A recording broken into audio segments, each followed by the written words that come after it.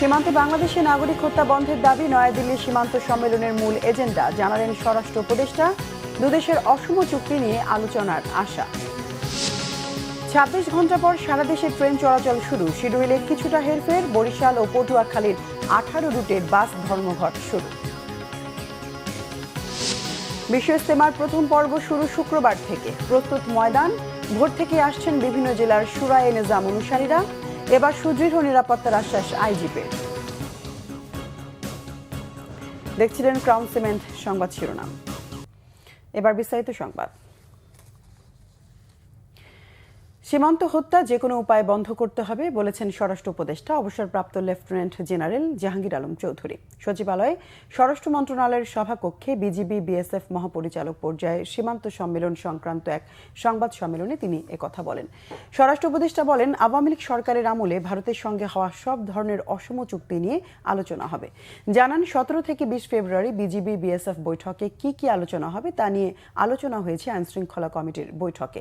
বলেন, বর্ডারে কৃষিকাজের সময় বাংলাদেশিদের ধরে নিয়ে যাওয়া বন্ধ করতে হবে। সীমান্তে ফেন্সিডিল উৎপাদন বন্ধের পাশাপাশি মাদকের চোরাচালান বন্ধের উপরও জোর দেন তিনি। জানান, কিছু কিছু কাজ আছে যেগুলো করতে হলে দুই দেশের সম্মতি প্রয়োজন। আগরতলায় শিল্প কারখানার বর্জ্য বাংলাদেশে দূষণ সৃষ্টি করে, এই বিষয়টি সুরাহার বিষয়েও আলোচনা করতে হবে। এছাড়া বাংলাদেশ প্রসঙ্গে ভারতীয় গণমাধ্যমে মিথ্যা সংবাদ পরিবেশন বন্ধে বিষয়টিও তুলে ধরবে ঢাকা।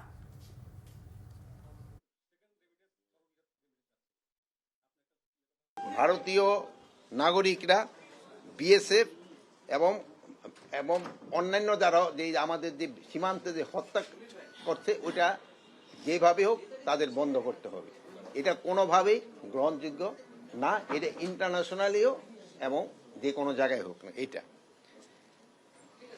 অনেক সময় দেখা গেছে যে বিএসএফ কর্তৃক এবং তাদের যে দুষ্কৃতিকারীরা আমাদের বাংলাদেশি নাগরিক ধরে নিয়ে যায় বর্ডার থেকে কৃষি কাজ করার সময়।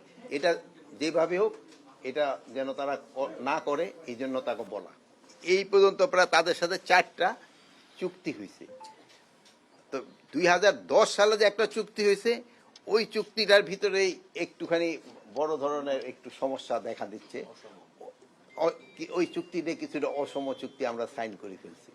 এইগুলি যেন তো বাতিল যেন করা হয়, এই জন্য তাদের আমরা বলবো, মানে একবার আমরা বাতিল করে দিলাম বলবো না, ওই জন্য আলোচনা হবে যে এই চুক্তিটা এইভাবে হয় নাই, এটা এইভাবে হওয়া দরকার ছিল।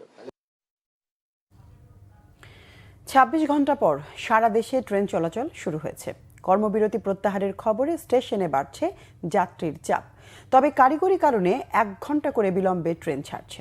পরিস্থিতি স্বাভাবিক হতে 2-1 দিন সময় লাগবে বলে জানিয়েছেন কমলাপুর রেল স্টেশনের স্টেশন ম্যানেজার শাহাদাত হোসেন। আরো জানাচ্ছেন দীপন দেওয়ান। দাবি পূরণের আশ্বাসে গভীর রাতে কর্মবিরতি প্রত্যাহার করে নেয় রেলওয়ের রানিং স্টাফরা। রাত 2:30টার দিকে রেল উপদেষ্টা ফজলুল কবির খানের সাথে শ্রমিক নেতা, রেল কর্মকর্তা ও কর্মচারীদের সাথে বৈঠকে এই সিদ্ধান্ত হয়। ধর্মঘট প্রত্যাহারের খবর পেয়ে সকাল থেকে কমলাপুর রেল স্টেশনের কাউন্টারগুলোতে যাত্রীরা ভিড় করে বিভিন্ন গন্তব্যের টিকিট কেনেন। বেলা বাড়ার সাথে সাথে বাড়ছে যাত্রীদের চাপ। আবদুল্লাহপুর থেকে আসার পরে দেখি যে এখানে ধর্মঘট পালন করছে, তারপরে আবার বাসায় গেছি। আজকে আবার আসছি, আইসা টিকিট পাইলাম, তখন অনলাইন করা ছিল টিকিট। আজকে যদি ধর্মঘট থাকতো তাহলে আমাকে যাইতেই হইতো, বাসে যাইতাম। কিন্তু এখন দেখলাম যে ট্রেন চালু হয়ে গেছে, তারপরে আমি ট্রেনে যাওয়ার জন্য আর কি তৈরি হয়ে আসছি। সকাল 7টার সময় নির্ধারিত থাকলেও প্রায় 1 ঘন্টা দেরিতে চট্টগ্রামের উদ্দেশ্যে যাত্রা শুরু করে সোনার বাংলা এক্সপ্রেস। অন্যদিকে 2.5 ঘন্টা পর যাত্রা করে কক্সবাজারগামী পর্যটক এক্সপ্রেস। তবে স্টেশনে এসে বিপাকে পড়েন যাত্রীরা। তাদের অভিযোগ, একদিকে নির্দিষ্ট সময়ে ট্রেন ছাড়ছে না, অন্যদিকে কখন ছেড়ে যাবে সে বিষয়ে কোনো তথ্য জানার সুযোগ নেই। সঠিক সময় তো ছাড়ে নাই, আমার তো 10:30 বাজিয়ে গেছে, আমার তো ছাড়তেছে না। 7টা 20টা এই ট্রেনে যাওয়ার কথা, কিন্তু আমরা যেতে পারি না ট্রেন লেট হওয়ার কারণে। এখন মনে করেন বলছে 10:30 ট্রেনে আমরা যাবো, এখনো লেট হয়ে গেছে। রেল কর্তৃপক্ষ বলছে ট্রেন চলাচলে কোথাও কোনো সমস্যা নেই, কারিগরি কারণে ট্রেন 1 ঘন্টা থেকে 1.5 ঘন্টা বিলম্বে ছাড়ছে। কিছু কিছু লেট আছে, আমাদের কোনো ট্রেন 2 ঘন্টা 1.5 ঘন্টা লেট আছে। সেগুলো ইঞ্জিনগুলো শেড থেকে বের হওয়ার ক্ষেত্রে কিছু প্রসিডিউর আছে। কিছু ট্রেনের ওয়াশপিট করতে হয়, ওয়াশপিট করার ক্ষেত্রে কিছু সময় লাগে, সেই জন্য ট্রেনগুলো লেট হচ্ছে। ইনশাল্লাহ 2-1 দিনের ভিতর এই লেটটা মেকআপ হয়ে যাবে। দীপন দেওয়ান, বাংলা ভিশন, ঢাকা। রাজধানীর বাইরে সারা দেশে ট্রেন চলাচল স্বাভাবিক হয়েছে। ভোর থেকে উত্তরের সবকটি জেলায় ট্রেন চলাচল শুরু হয়েছে। স্টেশনগুলোতে যাত্রীদের খুব একটা চাপ না থাকলেও যাত্রীরা কম বেশি আসছেন। সঠিক শিডিউলে চলাচল করছে ট্রেন। রংপুর রেল স্টেশনে দৈনিক 18টি ট্রেন চলাচল করলেও সকাল 10টায় রাজধানী ঢাকার উদ্দেশ্যে ছেড়ে গেছে 5টি ট্রেন।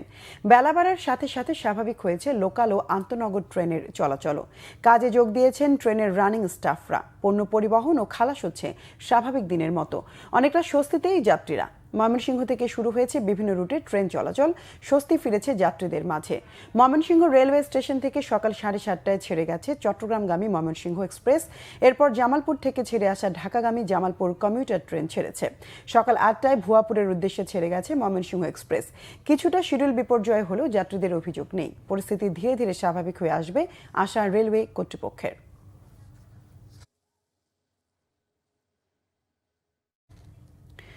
বরিশাল বিএম কলেজের শিক্ষার্থীর কাছ থেকে হাফ ভাড়া না নেয়ার জেরে 18টি এবং যান ও মালের নিরাপত্তা চেয়ে পটুয়াখালী থেকে দক্ষিণ ও পশ্চিমাঞ্চলের 15টি রুটে অনির্দিষ্টকালের জন্য বাস চলাচল বন্ধ রয়েছে। বরিশাল পুলিশ জানায়, রাতে বিএম কলেজের এক শিক্ষার্থীর কাছ থেকে বাসের হাফ ভাড়া না নেয়ার জেরে শিক্ষার্থী ও শ্রমিকদের মধ্যে ধাওয়া পাল্টা ধাওয়া হয়। এ ঘটনায় শিক্ষার্থীরা 5টি বাস ভাঙচুর করে। আহত হন 7 জন শ্রমিক। এর প্রতিবাদে বাস শ্রমিকরা 5 জেলায় 18টি রুটে অনির্দিষ্টকালের জন্য ধর্মঘটের ডাক দেন। এতে সকাল থেকে ভোগান্তিতে পড়েন যাত্রীরা। এদিকে যান ও মালের নিরাপত্তা চেয়ে পটুয়াখালী থেকে দক্ষিণ ও পশ্চিমাঞ্চলের 15টি রুটে বাস ধর্মঘট শুরু করেছে পরিবহন শ্রমিকরা।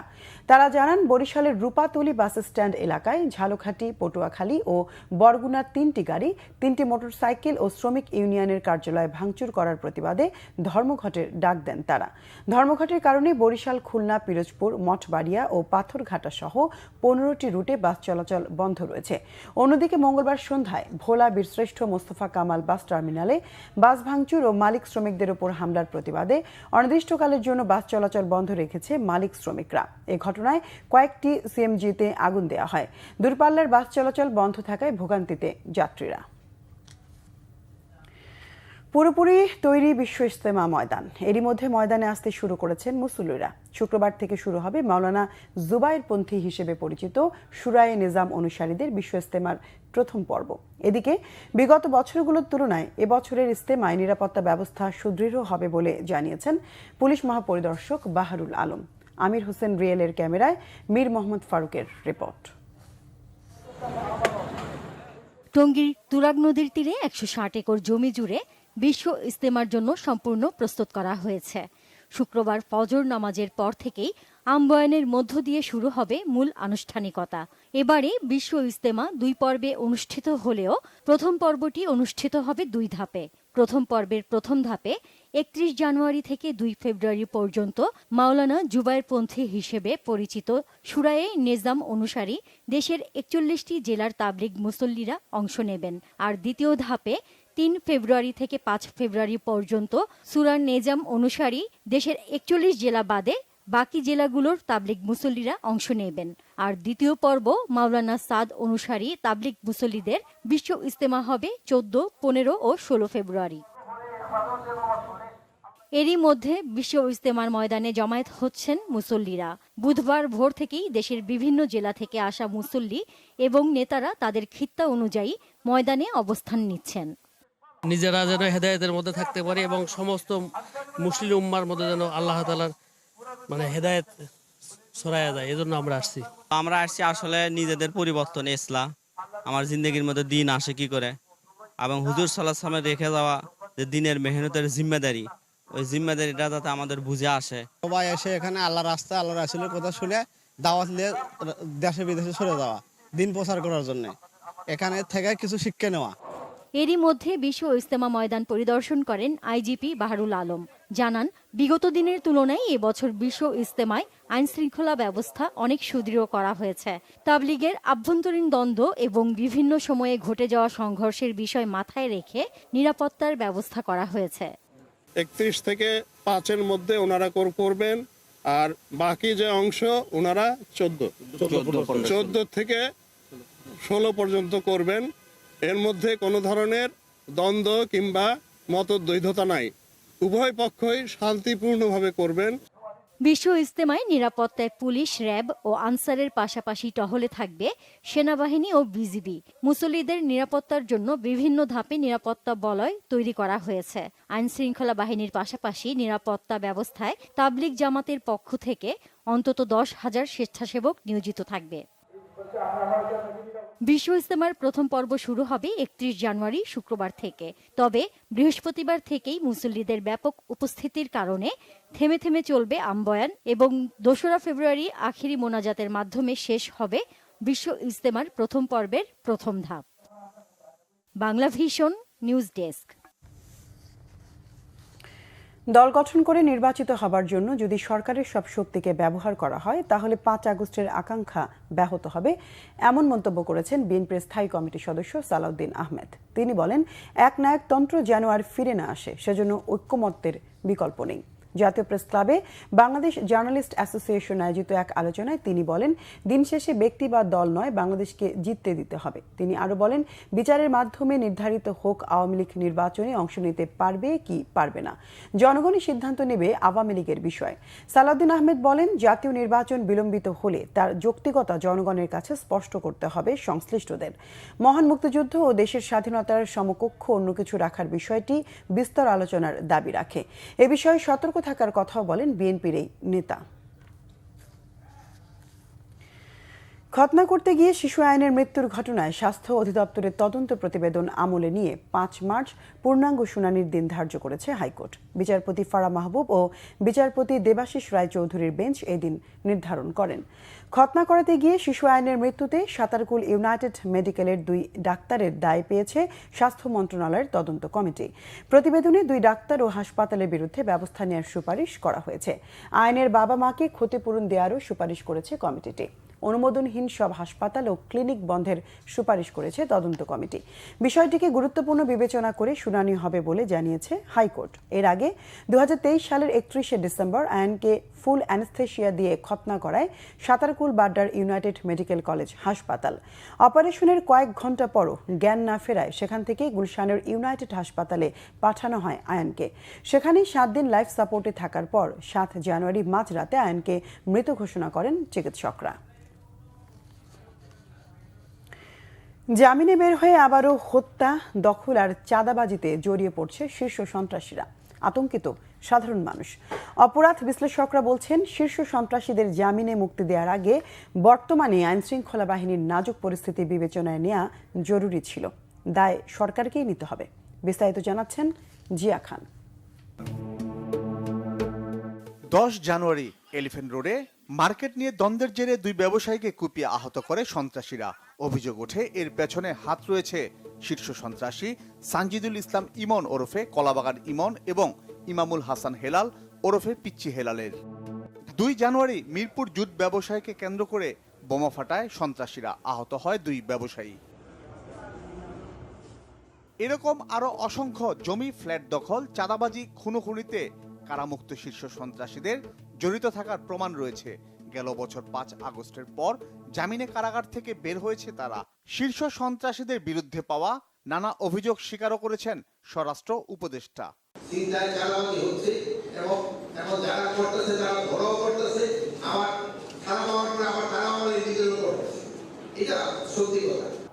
বর্তমান আইন শৃঙ্খলা পরিস্থিতিতে উদ্বিগ্ন সাধারণ মানুষ। বিশ্লেষকরা বলছেন, দায় রাষ্ট্রকেই নিতে হবে। রাষ্ট্রের পুলিশ আছে, রাষ্ট্রের র্যাপিড অ্যাকশন ব্যাটালিয়ন আছে, বিজিবি আছে, আনসার আছে, তার আদালত আছে, তার সমস্ত মেকানিজম আছে। সেটা তো আমার নাই। এটা আমি তো ট্যাক্স দিচ্ছি সরকারকে, সেই জন্য। তা আপনি কাজ না করলে তো মানে আমি কেন ট্যাক্স দিচ্ছি? জামিনে মুক্ত হওয়ার পরে তারা যে অপরাধ কর্মকাণ্ডের সাথে তাদের সম্পৃক্ততা, মাদক, অস্ত্র বাণিজ্য কিংবা আধিপত্য বিস্তার, চাঁদাবাজি, এই প্রসঙ্গগুলোতে তাদের কারো কারো যে আবার অপরাধমূলক যে দৌরাত্ম্য বা তৎপরতা আমরা যেভাবে দেখছি, তার মানে এটা একদম স্পষ্ট যে আইনশৃঙ্খলা বাহিনী তাদেরকে কোনো নজরদারির মধ্যে রাখতে পারেনি। জুলাই অভ্যুত্থানের পর বিশেষ পরিস্থিতিতে শীর্ষ সন্ত্রাসীদের জামিন বাড়তি চাপ ছিল আইনশৃঙ্খলা বাহিনীর ওপর। এই ধরনের পরিস্থিতিতে শুধু আইনশৃঙ্খলা বাহিনীকে দায় দিলেই হবে না, বরং তাকে সহযোগিতা করার যেরকম প্রশ্ন আছে সেটা আইন অঙ্গন থেকে বাস্তবতা বুঝে সহযোগিতা করা, রাজনৈতিক দলগুলোর পক্ষ থেকে সহযোগিতা করা। একদম সর্বোচ্চ রাজনৈতিক পর্যায় থেকে যদি আপনার সদিচ্ছা থাকে তাহলে সেটা বাস্তবায়ন করাটা কঠিন। সেই বাস্তবায়নটা কিভাবে করবেন সেটাও কিন্তু আপনাকে মানে পরিকল্পনা অনুযায়ী করতে হবে। আমরা জানি যে জামিন দেওয়ার ক্ষমতা আদালতের আছে, কিন্তু একজন শীর্ষ সন্ত্রাসী যার নামে অনেকগুলো মামলা, তো তিনি জামিনে কিভাবে মুক্ত হন? তাহলে পরে এখানে সরকার পক্ষের আইনজীবীরা কোথায় থাকেন? এমন বাস্তবতায় 3 সেপ্টেম্বর কাশিমপুর হাই সিকিউরিটি কারাগার থেকে জামিনে মুক্ত হয় রাজধানীর পূর্ব রাজাবাজার এলাকার শীর্ষ সন্ত্রাসী শেখ আসলাম ওরফে সুইডেন আসলাম। তার বিরুদ্ধে রয়েছে 13টি মামলা। 14 আগস্ট ঢাকা কেন্দ্রীয় কারাগার থেকে জামিনে মুক্ত হয় সানজিদুল ইসলাম ইমন ওরফে কলাবাগান ইমন। তার বিরুদ্ধে রয়েছে 30টির বেশি মামলা। 13 আগস্ট কাশিমপুর হাই সিকিউরিটি কারাগার থেকে মুক্ত হয় আব্বাস উদ্দিন ওরফে কিলার আব্বাস। 10টি মামলা রয়েছে তার বিরুদ্ধে। 12 আগস্ট ঢাকা কেন্দ্রীয় কারাগার থেকে মুক্তি মেলে ফ্রিডম রাসু ও পিচ্চি হেলালের। দুজনের বিরুদ্ধে আছে 21টি মামলা। একই দিন মুক্তি পেয়েছে টিটন। জিয়া খান, বাংলা ভিশন, ঢাকা। রাজনৈতিক সংস্কার ছাড়া অর্থনৈতিক সংস্কার সম্ভব নয় বলে মনে করে Centre for Policy Dialogue CPD. অন্তর্বর্তীকালীন সরকারের সময় অর্থনীতি ও রাজনৈতিক সংস্কার একই সমান্তরালে হতে হবে বলে মত গবেষণা প্রতিষ্ঠানটির। বিনিয়োগের স্বার্থে দেশকে গণতান্ত্রিক ধারায় ফেরানোর তাগিদ তাদের। অর্থনীতির হালনাগাদ তথ্য তুলে ধরতে রাজধানীতে সিপিডি কার্যালয়ে সংবাদ সম্মেলনের আয়োজন করে গবেষণা সংস্থাটি। মূল প্রবন্ধে সিপিডি নির্বাহী পরিচালক ডক্টর ফাহমিদা খাতুন বলেন, জিনিসপত্রের দাম কমাতে সরকার কিছু পদক্ষেপ নিয়েছে, কিন্তু চাঁদাবাজি ও মজুতদারির মতো অনিয়মগুলো নিয়ন্ত্রণ করতে না পারায় সরকারের সেসব উদ্যোগ একেবারেই ব্যর্থ হয়েছে। সিপিডি মনে করে, সাধারণ মানুষের জীবনযাত্রা চিন্তা করে শুল্ক বৃদ্ধিতে IMF এর চাপ গ্রহণযোগ্য নয়। দায়িত্ব নেওয়ার 6 মাস পরও জনজীবনে স্বস্তি আনতে পারেনি অন্তর্বর্তীকালীন সরকার। এর জন্য শেখ হাসিনা নেতৃত্বাধীন স্বৈরাচারী সরকারের আগের ভুল নীতিকে দায়ী করেছে গবেষণা সংস্থাটি। দর্শক, চট্টগ্রাম রেল স্টেশন থেকে সহকর্মী শাহিদা পিয়া জানাচ্ছেন সেখানকার রেল চলাচল পরিস্থিতি সহ সার্বিক অবস্থা নিয়ে। দর্শক, আপনারা জানেন যে গতকাল রেলের রানিং স্টাফদের কর্মবিরতির কারণে 24 ঘন্টারও বেশি সময় ধরে সারা দেশে আসলে রেল যোগাযোগ একেবারেই বিচ্ছিন্ন ছিল, যার ধারাবাহিকতায় আসলে চট্টগ্রাম রেল স্টেশন থেকেও কিন্তু গতকালকে কোনো ট্রেন ছেড়ে যায়নি। কিন্তু আমরা দেখেছি মধ্যরাতে এই বিষয়টি সুরাহা হওয়ার পরে আজকে সকাল থেকে কিন্তু সারা দেশের মতো চট্টগ্রাম রেল স্টেশন থেকে কিন্তু বিভিন্ন গন্তব্যে ট্রেন ছেড়ে যাচ্ছে। আমরা দেখেছি যে সকাল থেকে যে ট্রেনগুলো বিভিন্ন গন্তব্যে ছেড়ে গেছে সেগুলো কোনো ট্রেন 1.5 থেকে 2 ঘন্টা পর্যন্ত আসলে শিডিউল বিপর্যয় ঘটেছে। তো যার কারণে যাত্রীরা যারা এসেছেন স্টেশনে, অনেকে শিশু নারী এসেছেন, তারা আসলে বেশ দুর্ভোগ পোহাচ্ছেন। আমরা দেখেছি যে এখন চট্টগ্রাম রেল স্টেশনে যেসব যাত্রী অপেক্ষা করছেন তারা আসলে কক্সবাজারগামী যে পর্যটক এক্সপ্রেস সেই ট্রেনটির জন্য অপেক্ষা করছেন। সেটি 11:40-এ চট্টগ্রাম রেল স্টেশন থেকে ছেড়ে যাওয়ার কথা থাকলেও এখন প্রায় দুপুর হয়ে গেল, এই ট্রেনটি এখনও চট্টগ্রাম রেল স্টেশনে এসে পৌঁছায়নি। তো যার ফলে আসলে যাত্রীদের মধ্যে এক ধরনের বিরক্তি এবং দুর্ভোগ আমরা দেখতে পাচ্ছি। কিন্তু বিকেল নাগাদ এই শিডিউল বিপর্যয় কাটিয়ে এক নির্দিষ্ট সময়ের মধ্যে গন্তব্যে ছেড়ে যাবে বিভিন্ন ট্রেন, এটি জানিয়েছে রেলের কর্মকর্তারা। তো এই ছিল আমার কাছে চট্টগ্রাম থেকে এখন পর্যন্ত সর্বশেষ। জানলাম চট্টগ্রামের পরিস্থিতি, এবার জানবো রাজশাহীর পরিস্থিতি। দর্শক, রাজশাহী রেল স্টেশন থেকে সহকর্মী পরিতোষ চৌধুরী আদিত্যর কাছে জানবো সেখানকার রেল স্টেশনে স্বাভাবিকভাবে ট্রেন চলাচলের পরিস্থিতি নিয়ে। আজকে সকালে যথাসময়ে ছেড়ে গেছে সিল্ক সিটি এবং বনলতা এক্সপ্রেস ট্রেনটি, এবং কপোতাক্ষা ট্রেনটি 2:30টার সময় দুপুরে ছেড়ে গেছে খুলনার উদ্দেশ্যে। একইভাবে ঢাকা থেকে কিছুক্ষণ আগে ধূমকেতু ট্রেনটি রাজশাহী স্টেশনে এসে পৌঁছেছে। দর্শকদের আরেকটি বিষয় জানিয়ে রাখি যে গতকালকে রাজশাহী রেল স্টেশনে ভাঙচুরের ঘটনায় চুয়াডাঙ্গা থেকে সুমন নামের একজনকে গ্রেপ্তার করেছে রাজশাহী সাইবার ক্রাইম ইউনিট। আজকে সকালে তাদেরকে জিআরপি থানার মাধ্যমে জেল হাজতে প্রেরণ করা হয়েছে। এই দীর্ঘ সময় ধরে রাজশাহীতে যে রেল যোগাযোগ বন্ধ ছিল, এতে যাত্রীদের চরম দুর্ভোগে পোহাতে হয়েছে। তবে আজ সকাল থেকে রেল যোগাযোগ চালু হওয়ার ফলে যাত্রীদের মাঝে স্বস্তি নেমে এসেছে। রাজশাহী রেল স্টেশন থেকে এই ছিল সর্বশেষ সংবাদ। দর্শক, জানলাম রাজশাহীর ট্রেন চলাচলের খবরাখবর। সংবাদ শেষ করব ক্রাউন সিমেন্ট শিরোনামগুলো আরেকবার জানি। সীমান্তে বাংলাদেশি নাগরিক হত্যা বন্ধের দাবি নয়াদিল্লি সীমান্ত সম্মেলনের মূল এজেন্ডা, জানালেন স্বরাষ্ট্র উপদেষ্টা।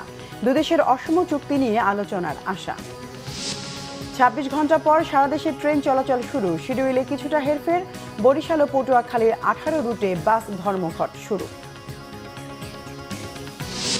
বিশ্ব ইজতেমার প্রথম পর্ব শুরু শুক্রবার থেকে। প্রস্তুত ময়দান, ভোর থেকে আসছেন বিভিন্ন জেলার শুরাই নিজাম অনুসারীরা। এবার সুদৃঢ় নিরাপত্তার আশ্বাস আইজিপির। দর্শক, এই ছিল এখনকার মতো। পরের সংবাদ বিকেল 4টায়। এর আগে 3টায় রয়েছে নিউজ টপ 10। দেখার আমন্ত্রণ রইল। এছাড়া বাংলাভিশন সংবাদ ও সংবাদ সংশ্লিষ্ট অনুষ্ঠান দেখতে ভিজিট করুন www.bvnews24.com ও facebook.com/banglavisionnews এবং সাবস্ক্রাইব করুন youtube.com/banglavisionnews। এতক্ষণ সঙ্গে থাকায় ধন্যবাদ সবাইকে।